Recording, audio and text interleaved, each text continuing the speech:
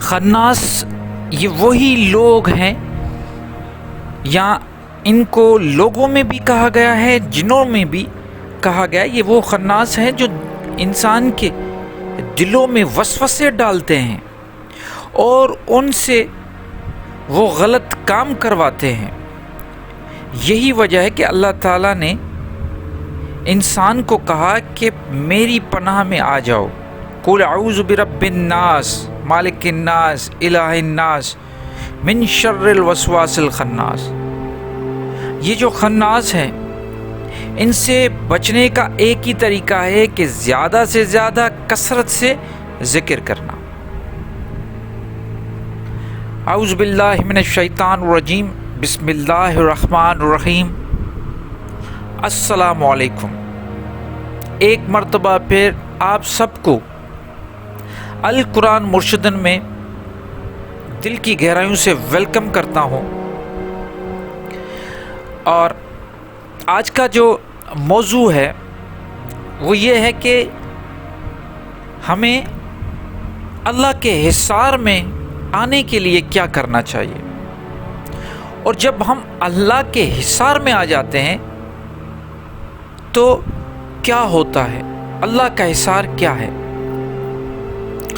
دیکھیے جناب، جب کوئی انسان کوئی غلط کام کرتا ہے یا کچھ اس سے غلطی ہو جاتی ہے یا اس پہ کوئی آفت پڑتی ہے، چاہے وہ غلطی نہ بھی ہو، اور جب وہ کسی بڑے آدمی کے پاس جاتا ہے، بڑے سے مراد اس کے علاقے کا کوئی چودھری ہو، اس کے علاقے کا کوئی وڈیرا ہو، کوئی سردار ہو، جب اس کے پاس وہ جاتا ہے، پناہ لیتا ہے، تو پھر اس کو آس پاس کے لوگوں سے، پولیس سے کوئی ڈر نہیں رہتا۔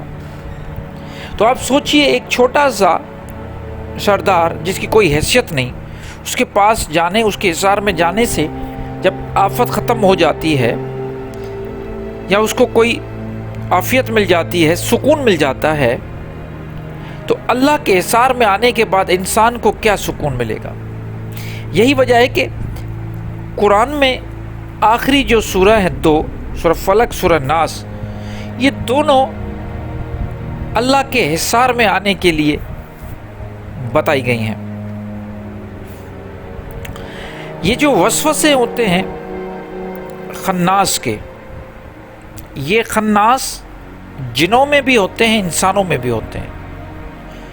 یہ شر پیدا کرنے والے انسان جو دوسرے لوگوں کو ٹریگر کرتے ہیں، ان کو اکساتے ہیں، ان کے دل میں غلط باتیں ڈالتے ہیں تاکہ وہ معاشرے میں غلط کام کریں۔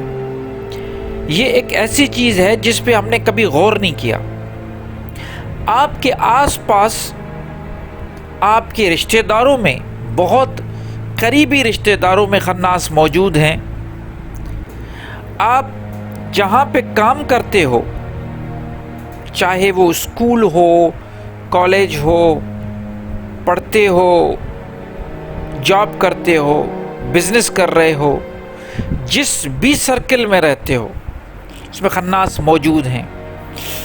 جیسے میں نے پہلے بتایا کہ یہ خناس انسانوں میں بھی ہے، جنوں میں بھی ہے، تو دونوں سے اللہ تعالیٰ نے کہا ہے کہ پناہ مانگو۔ اللہ کا ذکر کرنا، جیسے کثرت سے ذکر کرنا، جب انسان ذکر کرتا ہے تو وہ ان خناس سے دور رہتا ہے۔ وہ خناس، وہ شیطان، وہ شیاطین، وہ سب بھاگ جاتے ہیں، اور یہ برے لوگ یہ بھی بھاگ جاتے ہیں۔ اس لیے ہی کہا گیا ہے کہ اللہ کا ذکر کثرت کے ساتھ کیا کرو۔ سورہ میں ہے قُلْ اعوذ برب الناس مالک الناس الہ الناس من شر وسواس الخناس الذی یوسوس فی صدور الناس۔ اب یا سورہ فلق کو ہم پڑھتے ہیں قُلْ اعوذ برب الفلق من شر ما خلق، وہاں پہ بھی دونوں میں پناہ مانگی گئی ہے۔ اس کا مطلب یہ ہے کہ ہم جب پناہ مانگتے ہیں تو اللہ کے حصار میں آ جاتے ہیں، اور جب ہم اللہ کے حصار میں آ جائیں گے تو ہمارے پاس کیا آئے گا؟ ہمارے پاس نور ہی نور ہوگا، اور ہم جب اللہ کے حصار میں آتے ہیں تو ظلمات سے نور کی طرف آ جاتے ہیں۔ نور کو آپ کیا سمجھتے ہیں؟ نور ایک روشنی ہے۔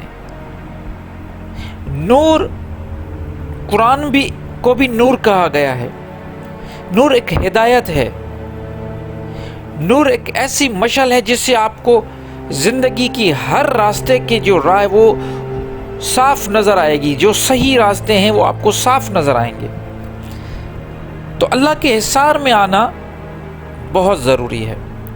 مومن وہی ہے جو اللہ کے حصار میں آ جائے، اور حصار میں آنے کے لیے کثرت کے ساتھ ذکر کریں۔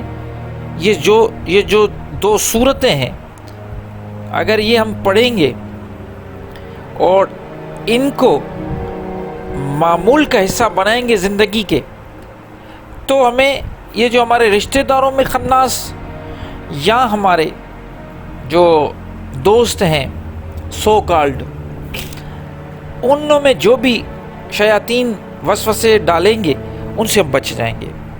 جب انسان وسوسوں سے بھی بچ جائے گا، اللہ کے حصار میں بھی آ جائے گا، تو کیا ہوگا؟ وہی بات کہ ولایت مل جائے گی۔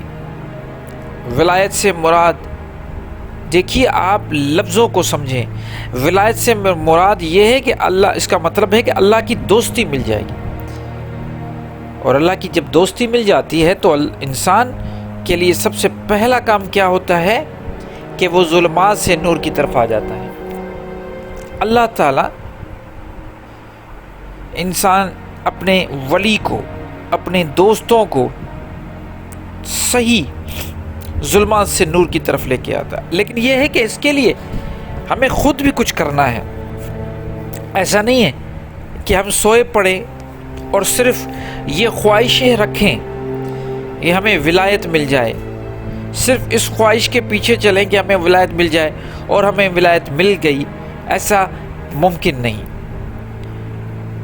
اس خواہش کو حاصل کرنے کے لیے ہمیں اللہ کے حصار میں آنا پڑے گا، اور اللہ کے حصار میں آنے کے لیے ہمیں کثرت کے ساتھ اللہ کا ذکر کرنا ہے، اور یہ جو 2 صورتیں ہیں یہ صبح و شام ہمیں پڑھنی ہے۔ تو میں امید کرتا ہوں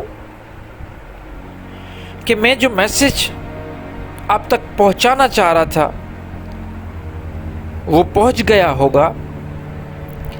تو میرے جو سبسکرائبر ان سب کو یہ کہتا ہوں کہ دن کا آغاز جب کرو تب بھی یہ صورتیں ضرور پڑھو، سورہ فلق، سورہ خلق اور سورہ ناس، سورہ فلق یہ ضرور پڑھیں، اور دن جب آپ سوتے ہیں تب بھی، تو ان دونوں میں آپ کا حصار ہو جائے گا۔ سارا دن جب کام کریں گے اس میں بھی اللہ کے حصار میں رہیں گے، اور سونے سے پہلے جب یہ کریں گے تب بھی اللہ، آپ کی نیند ہوگی اس میں بھی اللہ کے حصار میں رہیں گے۔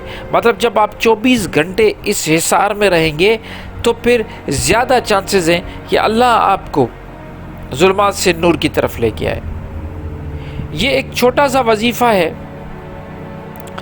یہ ایک ایسا وظیفہ ہے جس کو لوگ سنتے بھی ہیں اور بڑا آسان ہے، لیکن کرنے میں ٹائم تو لگتا نہیں ہے۔ اگر آپ یہ جو میں حصار کی بات کر رہا ہوں اس میں آپ اتنا ٹائم نہیں لگتا۔ صبح اٹھ کے اگر آپ اول آخر درود شریف پڑھ کے اور یہ صورتیں پڑھیں گے، میرے خیال میں ہارڈلی کوئی 2 منٹ لگیں گے، 3 منٹ یا 5 منٹ لگیں گے، ایسے ہی 5 منٹ آپ کو سونے سے پہلے لگیں گے۔ تو یہ آپ کر کے دیکھیں، اور انشاءاللہ آپ کی زندگی میں تبدیلی آنا شروع ہو جائے گی۔